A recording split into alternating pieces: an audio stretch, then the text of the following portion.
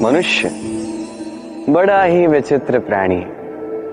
योजनाएं बनाता है, षड्यंत्र करता है, प्रयास करता है, किसी को पराजित करने का प्रयास करता है, सर्प को रस्सी समझकर हाथ में थामने का प्रयास करता है, किंतु एक बात समझ ही नहीं पाता, समय का ये सर्प ये हाथ में थमता ही नहीं, और जो किया है वो पुनः लौट के आएगा आप ही के समक्ष। देखिए, इससे कोई अंतर नहीं पड़ता कि आप कुम्हार के पुत्र हो या कृष्ण के पुत्र हो। यदि आप अनुचित कर्म करोगे तो आपके साथ भी अनुचित ही होगा, अशुभ कर्म करोगे आपके साथ अशुभ ही होगा। कुरुवंश अत्यंत महान वंश था। कुरुवंश क्या हुआ उसके साथ? पूरा का पूरा वंश ढह गया। कारण उनका मंतव्य अशुभ था। वहीं 5 वनवासी पांडव महाभारत जीत गए, कारण उनका मंतव्य शुभ था। सूरज की किरणों से धरती जलती है, किंतु फिर भी वो अपना उपजाऊपन नहीं खोती। क्यों? काली ठंडी रातों में ठिठुरते हुए भी केवल एक दीपक को देख के व्यक्ति जीवित रहता है। क्यों? हर और बुराई देखकर भी मनुष्य जाति अब तक अस्तित्व में क्यों? इस क्यों का उत्तर है विश्वास। धरती को विश्वास है कि प्रचंड गर्मी के पश्चात वर्षा आए, इसलिए वो अपना उपजाऊपन नहीं खोती।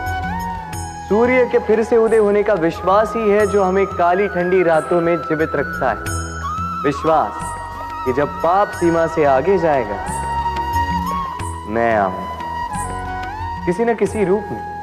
यह विश्वास ही है जो मानवता के अस्तित्व को बनाए रखता है। बोलने के लिए एक पल लगता है, सोचने के लिए कुछ घड़ियां, समझने बैठो तो महीनों बीत जाते हैं, और सिद्ध करने जाओ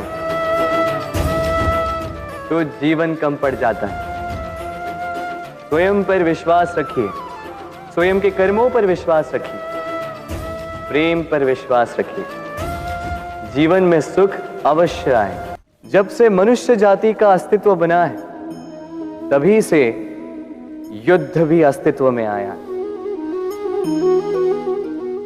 युद्ध जो कभी धन का द्वंद्व बनकर सामने आता है, तो कभी सुरक्षा का हथियार बनकर, कभी विजय की भूख के लिए, तो कभी पराजय टालने के लिए। किंतु वास्तविकता तो यही है कि यदि आपको आगे बढ़ना है तो बाधाओं से युद्ध तो करना होगा। परंतु युद्ध के लिए सज्ज रहना इतना महत्वपूर्ण नहीं है जितना महत्वपूर्ण है यह समझना कि युद्ध को टाला कब जा सकता है। क्योंकि सबसे सफल युद्ध वही होता है जो कभी लड़ा ही ना जाए।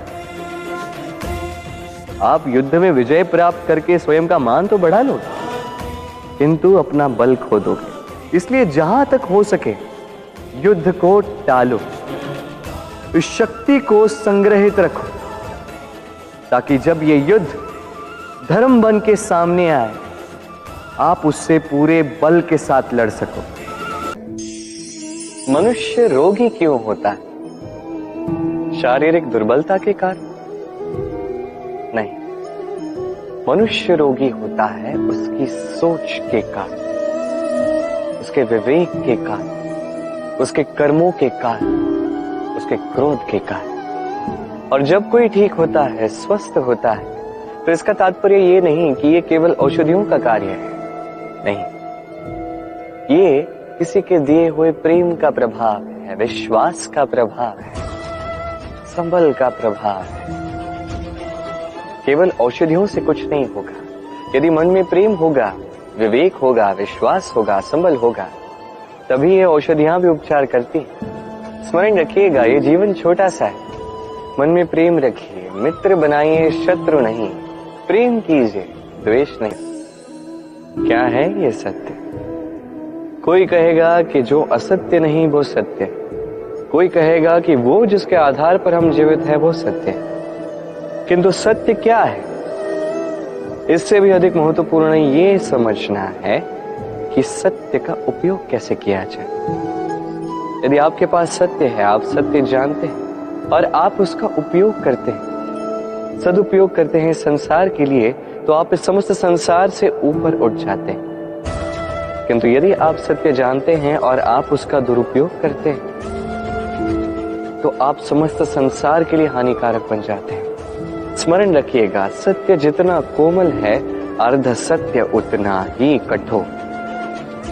ये अर्ध सत्य समस्त संसार का नाश कर सकता है। इसलिए जीवन में सत्य के विषय में संपूर्ण सत्य जानना सीख जाइएगा, यह अत्यंत आवश्यक है। ये सत्य, इसकी स्वयं ये मांग है कि आप सावधान रहें।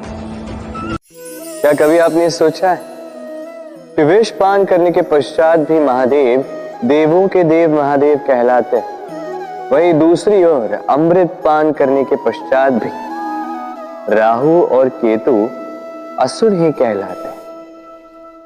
क्यों? इसका कारण है भाव। आपके कर्मों के पीछे जो आपका भाव है, अत्यंत महत्वपूर्ण है। ये संसार किसी व्यक्ति को वहीं से तो जानता है, कर्मों के पीछे उसके भाव से। यदि कोई परोपकार करे किंतु उसके पीछे उसका भाव स्वार्थ का हो, वो परोपकारी मनुष्य अपने आप ही अपना महत्व खो देता है। यदि आपके कर्म के पीछे आपका भाव उचित हो, तो श्राप भी वरदान में परिवर्तित हो सकता है। यदि आपके कर्म के पीछे आपका भाव अनुचित हो, तो वरदान को श्राप का रूप लेने में अधिक समय नहीं लगता। ये सारा खेल है कर्मों का और भावों का। शुद्ध मन से खेलिए। राधे राधे।